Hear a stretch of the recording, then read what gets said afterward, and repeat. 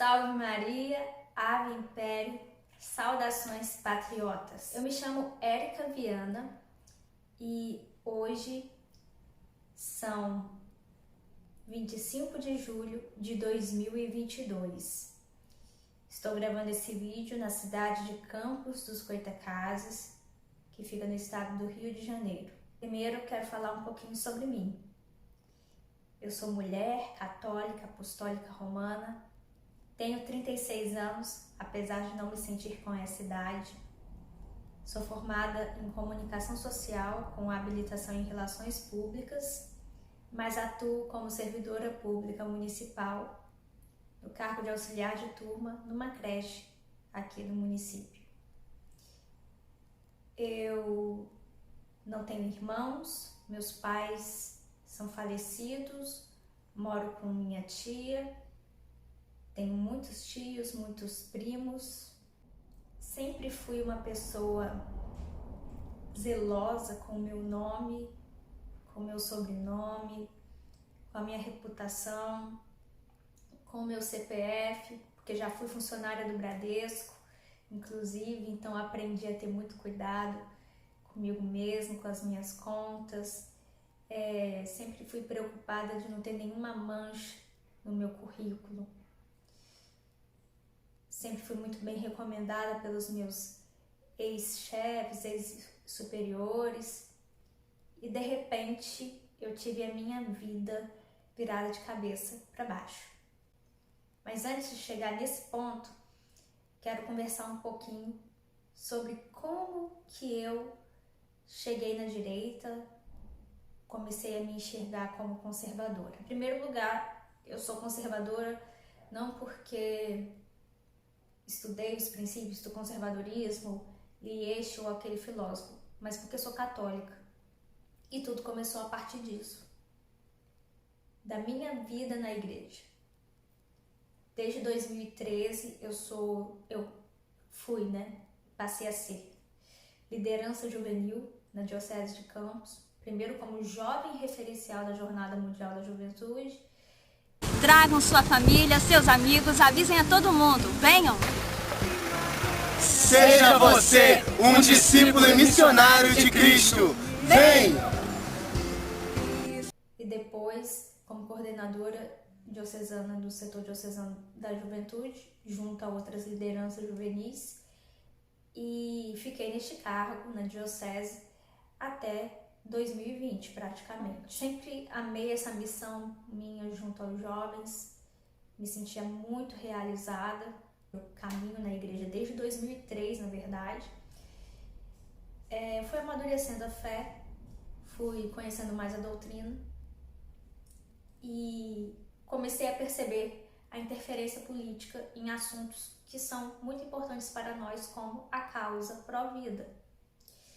E a partir daí eu comecei a desenvolver o raciocínio de que, apesar de eu não gostar da política partidária, de esquerda eu não poderia ser, diante da ameaça de leis abortistas. Só que eu não queria tomar um posicionamento político.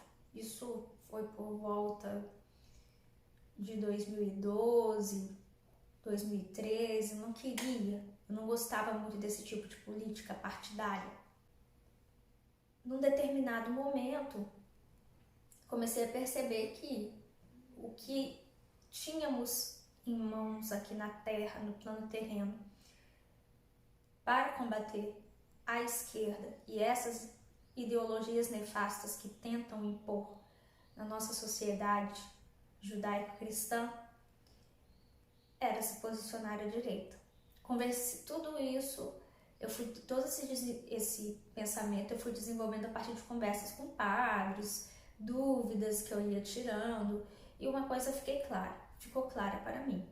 Como católico, o lado dele, como diz Paulo Ricardo no evento aqui em Campos, não é a direita nem a esquerda. O lado do católico é o alto. Mas eu estou aqui na terra e aqui eu tenho que tomar uma posição. Eu acabei me posicionando mais à direita. Aí veio o impeachment, na época do impeachment da Dilma Rousseff, participei dos grupos, dos movimentos pró-impeachment aqui da cidade. Posteriormente veio o apoio ao deputado Bolsonaro, que ele levou aquela cusparada na situação do impeachment. O nome dele começou a despontar. Eu descobri o Bolsonaro através do vídeo da Maria do Rosário e, assim, fui conhecendo outros materiais dele, vendo que ele tinha posicionamentos que defendiam justamente os valores que eu também defendia, que são os valores católicos. E, assim, fui criando simpatia, o nome dele foi começando, os grupos de direita foram começando a surgir nos municípios, na internet, e o nome dele começou a ser ventilado como um possível bom nome para uma candidatura à presidência da República. E eu passei a apoiar o nome dele, com certeza. Veio o escândalo do PT, teve o impeachment, tiveram as prisões de vários políticos e o nome dele estava ali sempre incólume. Então, me tornei bolsonarista de direita e com esse título aí que o pessoal fala conservador, mas conservadora porque eu sou católica e a Igreja Católica é uma igreja que se baseia na palavra e na tradição.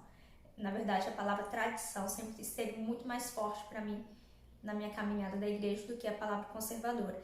A palavra conservadora sempre esteve presente porque a igreja, por ser tradicional, ela se conserva ao longo, né, dos milênios e vai ficar firme até o fim dos tempos, nem que voltemos a ser somente 12. As portas do inferno não prevalecerão sobre ela. E na minha caminhada da igreja, eu comecei a ver, né, junto com o padre Paulo Ricardo, o nome de uma ativista ex-feminista que se converteu. E eu achava interessante o testemunho dela para evitar que novos jovens se perdessem no caminho das ideologias que vinham praticamente, pela minha visão de coordenadora de Associação da Juventude, vinham assolá-los principalmente no ambiente universitário. Porque ao longo da minha caminhada na igreja, da minha caminhada no setor juventude, eu vi que muitos jovens que tinham posicionamentos firmes católicos entravam para a universidade e de repente mudavam a cabeça por causa de ideias, daí vem ideologias. E comecei a assistir também alguns vídeos do professor Olavo de Carvalho, nunca fui aluna dele, mas eu assistia no YouTube os vídeos públicos e ele sempre falava do nome dessa jovem, né, falando que era um nome ideal para treinar militância de direita, organizar militância de direita, sobretudo nos últimos tempos que eu quero dizer, próximo a 2020. Agora, professor, a sociedade sozinha, assim, qualquer instituição que a ampare, ela pode fazer alguma mudança política? Não, só o povo desorganizado é a massa amorfa. A massa amorfa existe para apanhar e está apanhando. Então, desde começar esse movimento de rua, eu falei, olha, cada movimento de rua você tem que pegar as pessoas que estão lá, você tem que organizá-las, você tem que criar a militância organizada, senão não dá. Entendeu? Agora, pessoal, o povo é só massa amorfa para gritar na rua. Eu falo, não adianta, meu Deus do céu. Vocês têm que aprender com a esquerda, como é que se cria, como é que se treina militância. Eu até sugeri, né, vários livros a respeito. Não sei se o pessoal leu, mas eu sei que a turma da esquerda leu. Olha, quer saber como é que faz as coisas? Pergunta para a Sarah Winter. Ela estudou isso com o pessoal da KGB, né, na Ucrânia. Ela entende mais disso do que toda a oficialidade superior das nossas Forças Armadas e todos os nossos ministros e todos os nossos professores universitários. Essa mulher é muito desvalorizada. Ela tinha que ter um alto cargo, ela não tem que ser assessora de ninguém, ela tinha que estar no ministério, pô. Agora, só porque está com os bracinhos tatuados, tudo rabiscado e tal, o cabelinho e tal. Eles acham que são superiores, elas não são, não, ela é muito superior, né? Tenho um maior respeito por essa menina. Ela é a única que tem o conhecimento. Veja, eu tive um pouco de conhecimento disso, mas aprendi com o pessoal do Partidão, mas ela teve mais, né? Eu li mais do que eu tive um pouco de experiência pessoal e li mais do que ela, mas ela teve muito mais experiência direta do que eu. Então eu tenho que aprender com ela. Porra. Agora, vai. Daí veio Bolsonaro já tinha sido eleito, né? Tivemos aí a pandemia, a política do fecha tudo. Eu fiquei muito revoltada aqui na minha cidade com o posicionamento da prefeitura, o posicionamento também dos outros prefeitos que estavam perseguindo cidadãos de bem que queriam trabalhar, e o presidente Bolsonaro sendo ameaçado de conspirações, por outros poderes, por outros políticos, né, queriam dar um golpe no presidente, e vários pedidos de impeachment, e começaram aquelas manifestações pró-Bolsonaro, mais ou menos na mesma época da pandemia. Eu nunca tive um posicionamento intervencionista. Sempre vi pessoas pedindo intervenção militar desde a época das manifestações do impeachment. Não tenho nada contra quem manifesta esse pensamento. Acho que é liberdade. Mas existem autoridades públicas que dizem que isso não é liberdade, que isso é ato antidemocrático. Eu nunca pedi. Eu, como eu falei, me tornei bolsonarista. Eu queria Bolsonaro no poder. Em Brasília, eu vi que tinham grupos pró-Bolsonaro e que não pediam intervenção. Foi um desses grupos que eu vi, foi o 300 do Brasil, que surgiu depois da abertura do inquérito dos atos antidemocráticos. Eu vi que no noticiário que aconteceram algumas manifestações em Brasília em frente aos quartéis generais, pessoas com placas pedindo AI-5, e que tinha sido aberto um inquérito no STF para apurar supostos atos antidemocráticos. Até então, não havia nenhuma chamada do Grupo 300 do Brasil. No final de abril, que eu vi no perfil dessa ativista famosa, a chamada para o grupo.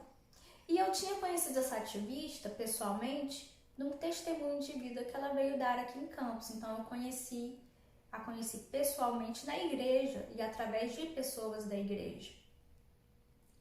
O que fez com que eu tivesse uma boa referência da pessoa. Sou servidora pública, como falei, trabalho em creche, e culminou de termos alguns decretos municipais que suspenderam as aulas e não colocaram atividade home office, no caso para o meu cargo, porque eu sou auxiliar de turma e a minha função é limpar o bumbum do bebê, limpar os excrementos das crianças, e isso não é uma coisa que você faz remotamente.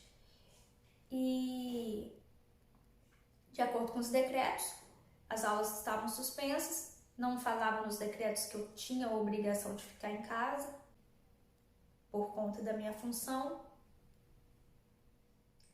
Aproveitei o período de abril e meado de maio para ficar em casa de fato, economizando dinheiro, para ter dinheiro e ir para Brasília participar das manifestações. Enquanto isso, eu vi que algumas pessoas tinham ido para Brasília e eu tinha contato delas, então perguntava como que estava, como que era a estrutura, se tinha local para ficar, o que eu precisava levar, né, se eu precisaria de dinheiro para alimentação. Então eu vi que ele não precisaria gastar com hospedagem, nem com alimentação, seria só o custo de passagem de ida e de volta para Brasília. Esperei mais um tempo, vi que o grupo, no caso os 300 do Brasil, não pedia nenhuma daquelas coisas que estavam sendo apontadas no inquérito dos atos antidemocráticos. Inclusive, eu vou deixar aqui na tela o print da chamada para os 300 que estava no Facebook da líder do grupo. E resolvi embarcar para Brasília. Fui de BlaBlaCar de Campos, dos Goytacazes, para a cidade do Rio de Janeiro, mais precisamente rodoviária Novo Rio. Ali peguei um ônibus com o meu dinheiro para Brasília. Cheguei no dia seguinte em Brasília e de início eu fui com o intuito de ficar 10 ou 15 dias. Mas como o público, os membros, a quantidade de membros era bem assim volátil, porque tinham pessoas que iam só para passar final de semana, outras que já estavam há um bom tempo e estavam retornando para casa, e fui acompanhando enquanto eu estava ali nos 300. Fui acompanhando os decretos municipais, vendo que o prefeito estava estendendo mais o prazo, fazia contato com a minha diretora da creche para saber como que seria o retorno. Eu falei, dá para ficar mais um pouquinho. Fui ficando mais um pouquinho. Nunca vi no grupo nenhum ato que não tivesse autorização das autoridades públicas locais. Para quem não conhece Brasília, para você fazer uma manifestação lá, você tem que ter autorização de praticamente todas as autoridades públicas que contenham membros, né, até mesmo dos poderes. O grupo tinha 2 advogados que eram os advogados da líder, que davam uma assistência ao grupo e sempre chegavam lá com documentos mostrando. A polícia deu uma sugestão para evitar de descer na contramão, entrar na Avenida das Bandeiras e depois virar no Itamaraty. É isso que a gente vai fazer. Beleza. É isso que a gente vai fazer. Vamos.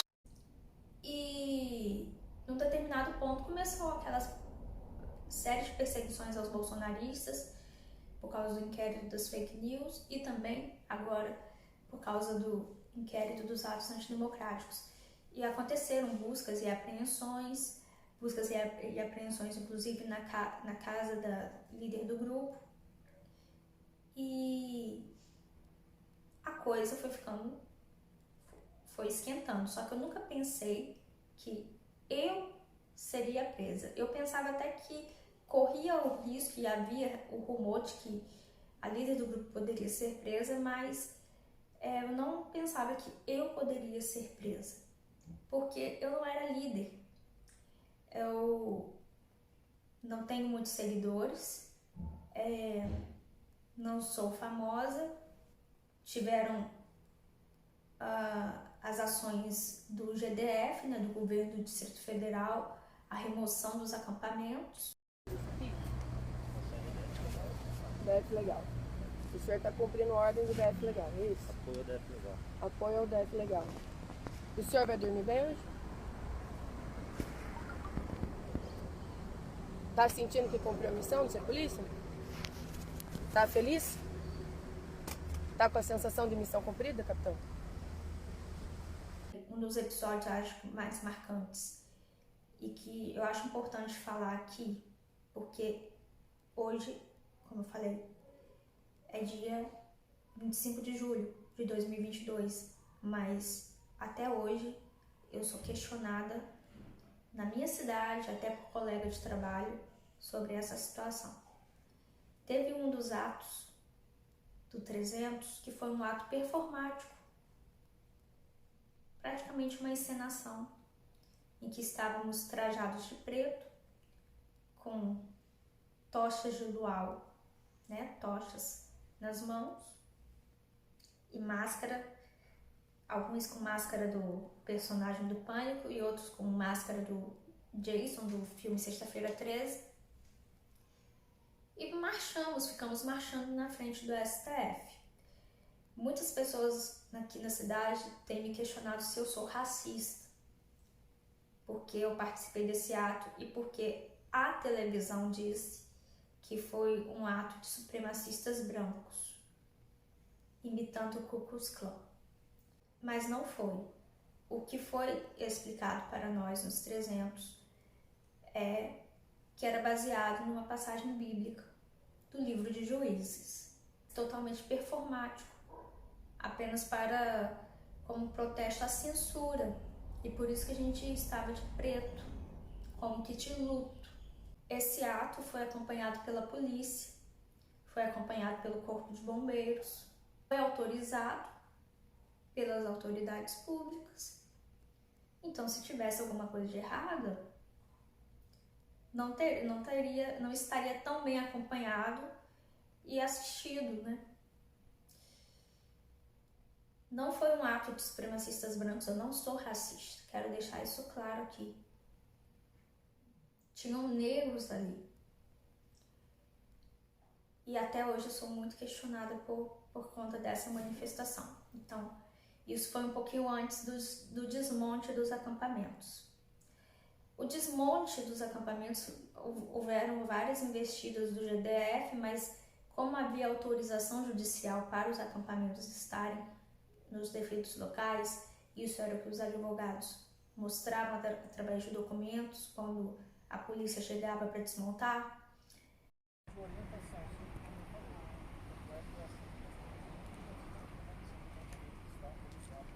No outro acampamento mandaram tirar as faixas, tem muitas coisas aí. No outro acampamento é a faixa.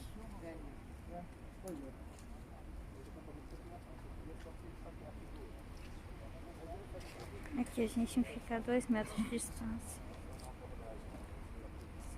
Depois de um tempo, o GDF com a GFISE, mais precisamente no dia 13 de junho, que foi dia de Santo Antônio, que eu lembro, de 2020, desmontou, né? Eu acordei, de repente, com um facão rasgando a barraca, assustada, e recebendo ordem para retirar as minhas coisas, e o acampamento já estava sendo desmontado.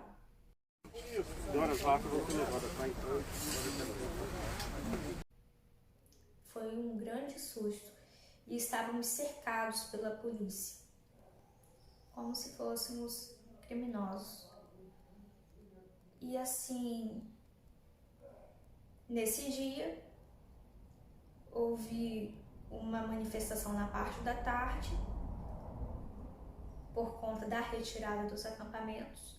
Foi inclusive o dia em que algumas pessoas do outro acampamento, que tem que deixar claro, gente, em Brasília não tinha só o acampamento dos 300 do Brasil, tinha o acampamento Família Patriota, na Praça dos Três Poderes, ali de frente para o STF, tinha o QG Agro, né, que ficava, o acampamento do Agro, que ficava do lado do Ministério da Agricultura, e foi no acampamento do Agro que tem aquela cena épica da mulher levando o spray de pimenta ajoelhada, e o próprio líder lá do Agro, o Elano, recebendo também spray de pimenta.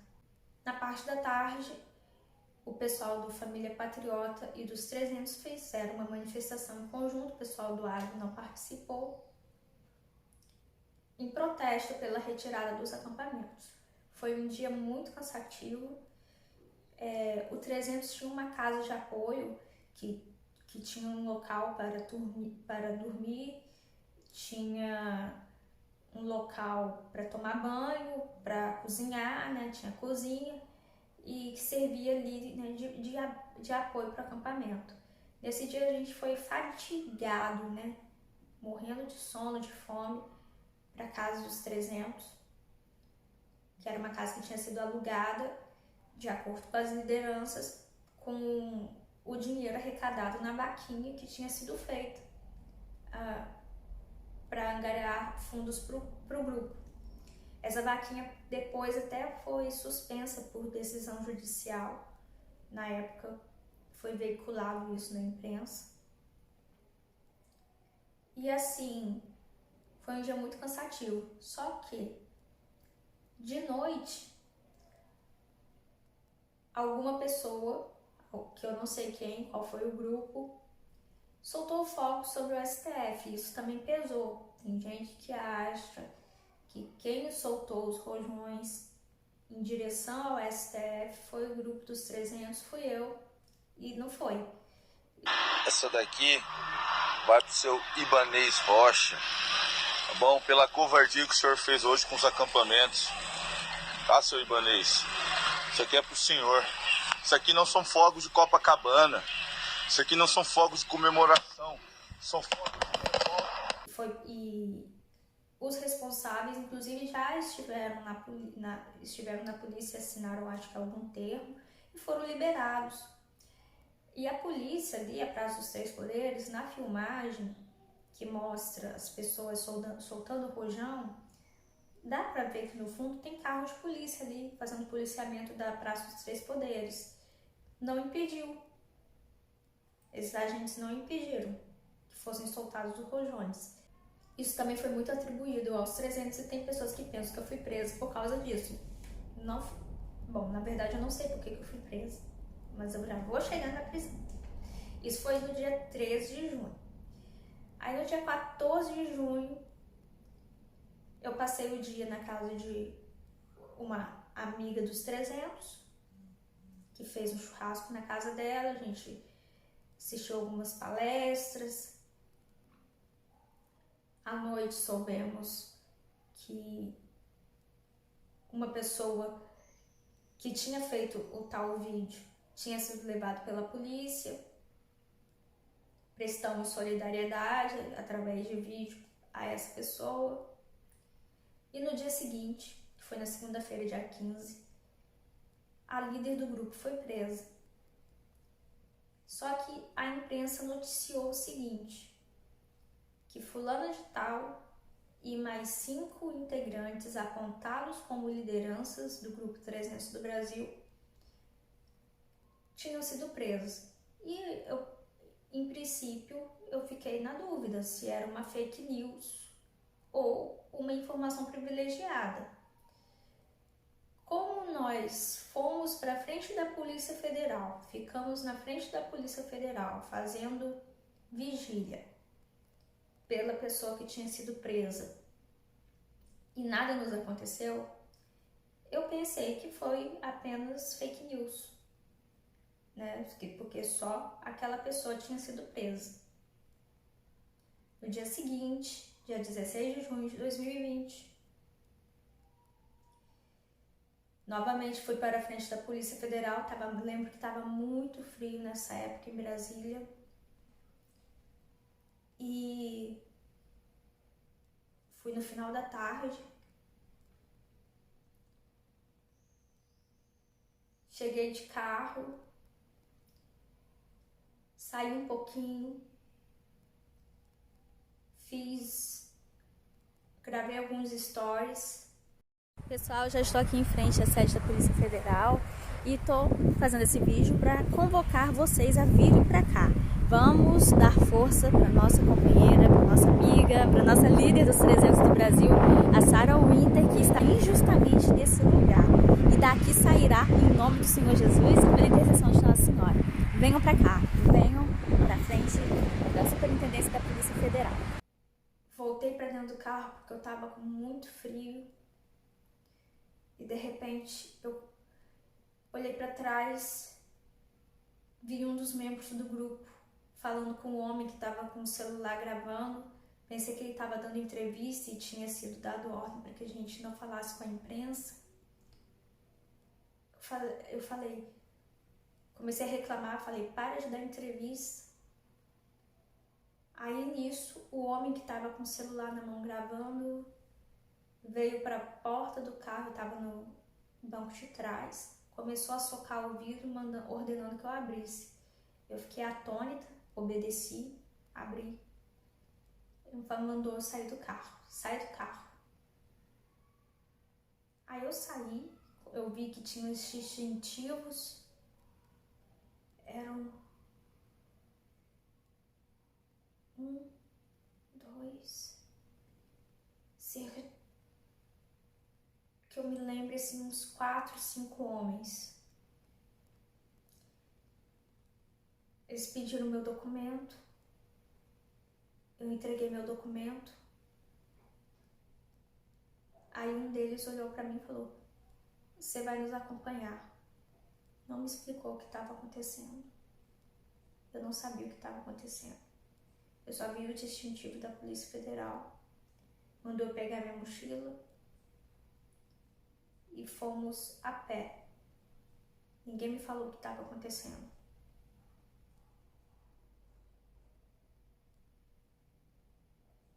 Eu fiquei sem entender nada e fui andando. Aí eu olhei para trás e eu vi que mais gente tinha sido pega, só que estavam sendo levadas para dentro de um carro. E eu fiquei assim, meu Deus, com quem que eu vou falar?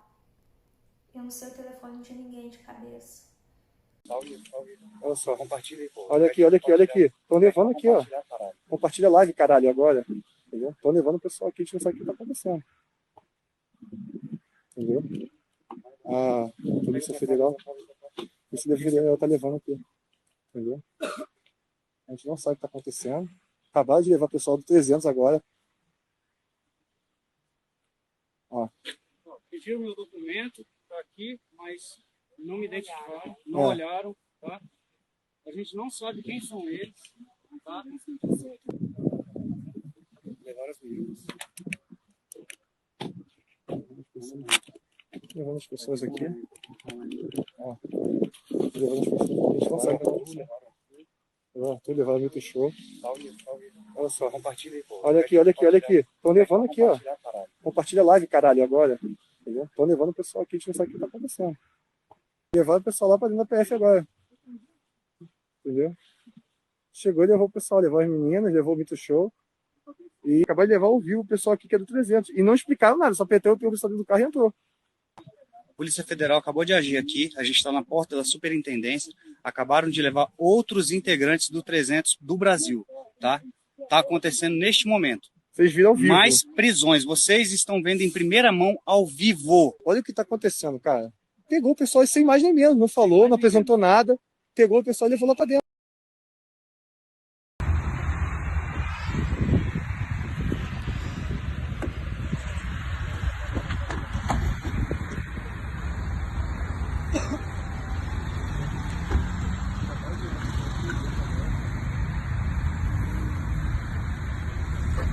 Pediram meu documento, tá aqui, mas não olharam, tá? A gente não sabe quem. Entramos ali pelo portão da Polícia Federal, da Superintendência da Polícia Federal. Esqueci de falar, a líder do grupo tinha sido presa e levada para a Superintendência da Polícia Federal. E quando eu cheguei, entrei na recepção da Superintendência, eu dei de cara com os advogados da líder do grupo e fiquei desesperada. Falei, doutora, eles me pegaram ali na frente. Aí eles não falaram pra mim, falaram para os advogados. Ela tá sendo presa. E ali o meu chão assim sumiu dos meus pés.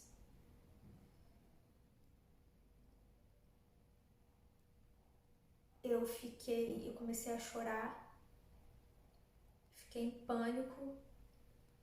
Aí eles me colocaram sentada na cadeira que tem de frente para recepção, para a mesa recepcionista. Falaram que precisavam ver minha mochila. Aí veio uma policial também. Então, vamos levar você para uma outra sala. E para você ficar mais à vontade. Quer uma água? Aí foram pegar uma água para mim e eu chorava muito. Falei, eu quero que você segure minha mão. Eu segurei a mão da policial. Aí ela foi firmando meu braço para eu andar até a sala. Não tive contato com os advogados. E enquanto eles me levavam, eles me faziam perguntas. E eu nunca me imaginei naquela situação. Aí me levaram para uma sala. Falaram que precisavam olhar a minha mochila. E a policial falou que precisaria me revistar, que ela acreditava que não encontraria nada comigo. Não encontraram nada na minha mochila, encontraram terço, encontraram oração, que eu tinha ganhado um santinho do Anjo da Guarda do Brasil.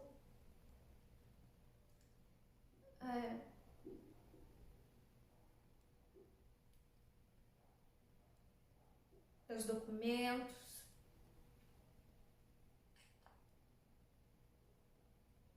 Enquanto isso, me faziam algumas perguntas. De onde que eu era, o que eu tinha ido fazer ali, se tinha alguma casa, se... O resto eu não lembro. Aí eu comecei a ouvir e eu comecei a chorar muito, desesperada. Aí eu comecei a ouvir ao fundo as vozes de 2 outros membros do grupo, que eu pensei que eles tinham sido levados para outro lugar. Mas não, eles foram então conduzidos de carro ao mesmo lugar que eu fui conduzida a pé, provavelmente por ser mulher. No ato da prisão só tinham policiais homens, tenho que deixar claro isso. Aí eu ainda não conseguia falar com os advogados. Aí um dos policiais que estava ali trouxe um mandado de prisão. Ele disse que nunca tinha visto um documento daquele jeito, sem fundamentação. Disse também que só de olhar para mim via que eu não era uma criminosa, que não era o tipo de gente que ele estava acostumado a aprender. Mas eu nunca tive acesso à cópia desse documento. Até hoje eu não tenho a cópia do mandado de prisão. Eu vi que no mandado tinha a minha formação profissional. E o mandado era assinado eletronicamente por um ministro do STF. Tinha minha formação superior ali. E esse é um detalhe importante. Eu assinei. Não me deram cópia, eu também não questionei. Pediram as senhas do meu celular. Eu forneci todas porque eu não sabia que eu não precisava fornecer. Tudo que pediram, eu dei. Tudo que perguntaram, eu respondi. Aí depois que eu tive, sim, o contato com os advogados, que foi antes da oitiva com a delegada. Eles me orientaram a ficar em silêncio, porque eles não tinham acesso aos autos. Aí estive com a delegada. Entrei na sala da delegada.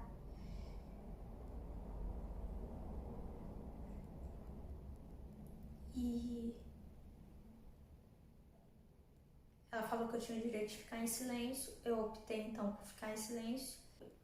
Anotei o telefone da minha família para os advogados fazerem contato.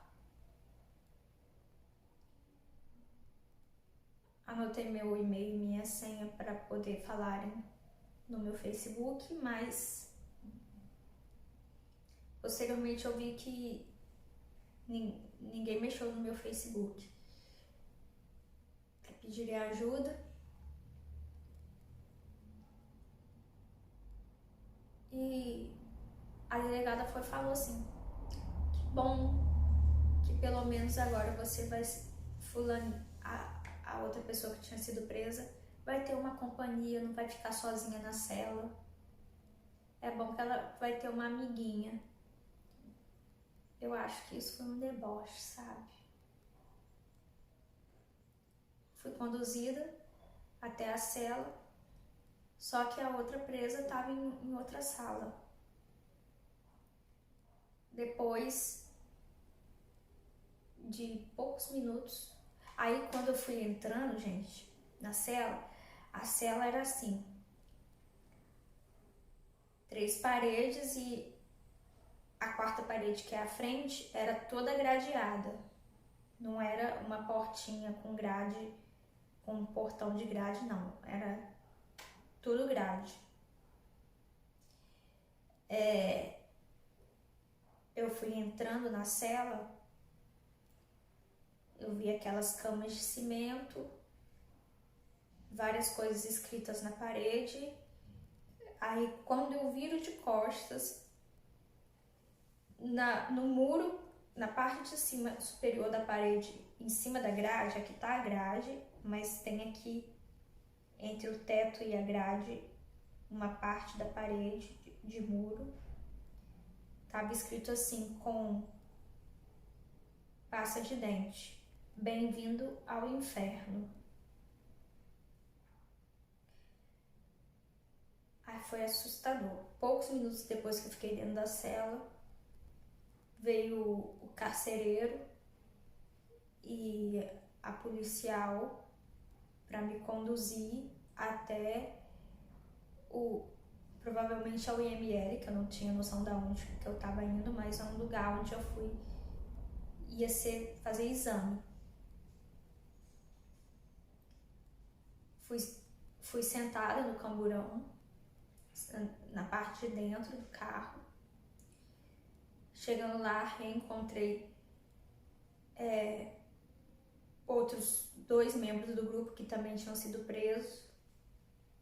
Enquanto eu estava aguardando, passou uma bandida que tinha acabado de fazer exame. Aí eu fiquei assim, meu Deus,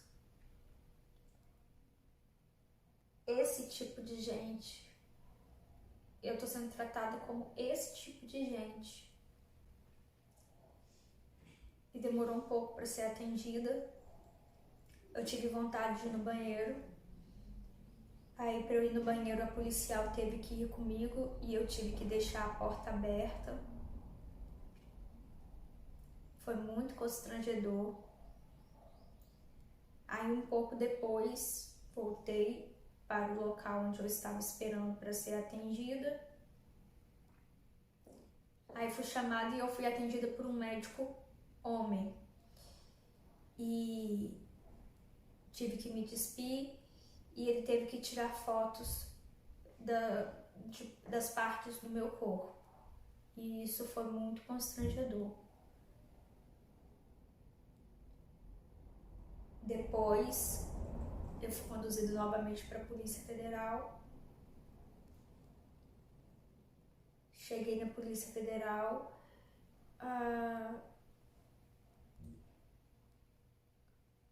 O carcereiro era homem.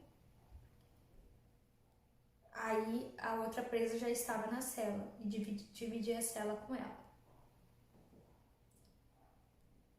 O sanitário na Polícia Federal era aquilo que se chama boi, era um buraco no chão com uma louça. A pia era um buraquinho na parede que você apertava um botão e saía um esguicho de água. E não dava para saber se era dia, se era noite, porque não tinha grade para a área externa, então você não via como que estava lá fora. Não tinha banho de sol na Polícia Federal também. Recebi a janta e no dia seguinte eu ainda estava com a mesma roupa. Tem outro detalhe, eu tive que tirar, eu tava de tênis preto, meia preta, calça jeans, uma camisa de manga comprida preta e um casaco. Eu tive que tirar o cadastro do tênis na Polícia Federal, mas pude ficar com o tênis, com a meia, com o casaco, com a roupa que eu estava, com o sutiã. Aí no dia seguinte, recebi o café, depois veio o almoço, e na parte da tarde veio a notícia bombástica de que eu seria transferida para a penitenciária feminina do Distrito Federal mais conhecida como colmeia. E nisso eu comecei a ouvir algumas pessoas a dizerem que eu seria feita de namorada de bandida, que eu era magrinha, que eu ia apanhar muito. E eu fiquei com muito medo, porque como eu fui presa um dia depois da líder do grupo, eu vi no noticiário da imprensa que a líder tinha sido presa com mais 5 integrantes que foram apontados como líderes. Eu não era líder do grupo, então eu pensava que eu não seria presa porque eu não era liderança do grupo. Mas nas matérias também dizia que essas pessoas que foram presas estavam ameaçadas pelos outros presidiários, estavam ameaçados de represália e de estupro. Aí me explicaram que mulher estuprava mulher na prisão. Eu entrei em desespero. Pensei em colocar minha cabeça dentro do vaso sanitário no chão, colocar minha cabeça dentro do buraco no chão e acionar a descarga. Na verdade, acionar a descarga e enfiar minha cabeça, porque tinha uma pressão muito forte. Quando você dava descarga nesse vaso sanitário da Polícia Federal, você tinha que sair da frente porque espirrava o que estava ali dentro para tudo quanto é lado. Era uma pressão no jato d'água muito forte. Eu pensei em fazer isso. Eu pensei assim, em me enforcar. Daí, como eu sou católica, eu pensei, eu já perdi a minha liberdade, eu perdi minha dignidade, agora eu não posso perder minha alma, né? A única coisa que faltava perder era a alma. Eu falei, não vou perder. A minha alma eu não vou perder.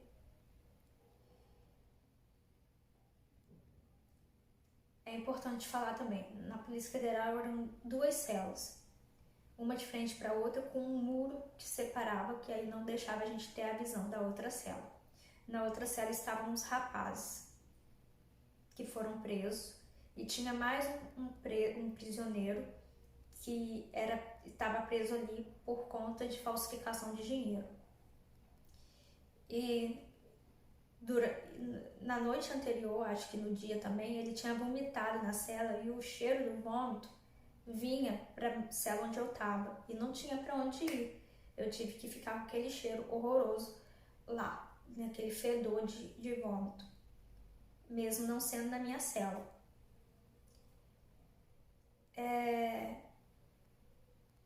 Daí eu pensei assim,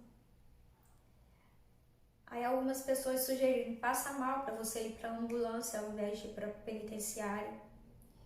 Só que depois veio a notícia de que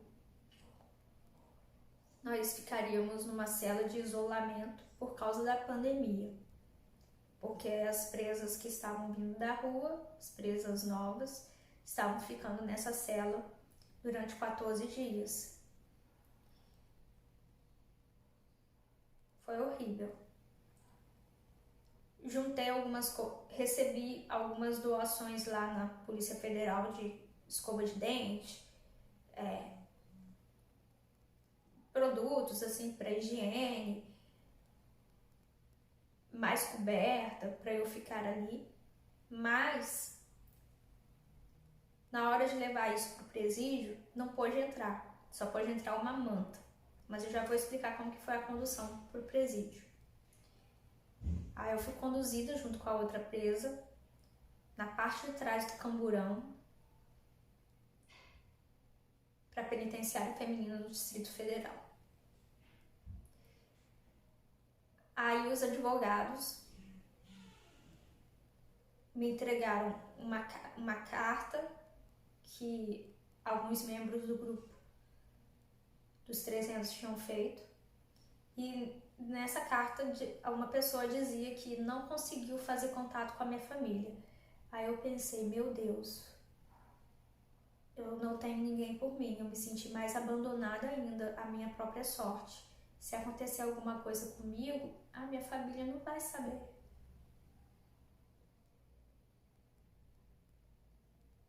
Como que minha família vai saber? Como que minha família vai receber a notícia? Porque eu não sou famosa. Então, será que estão falando que eu fui presa? Será que minha família vai saber o que está acontecendo comigo? Eu não tinha noção do que estava acontecendo no mundo externo. Então,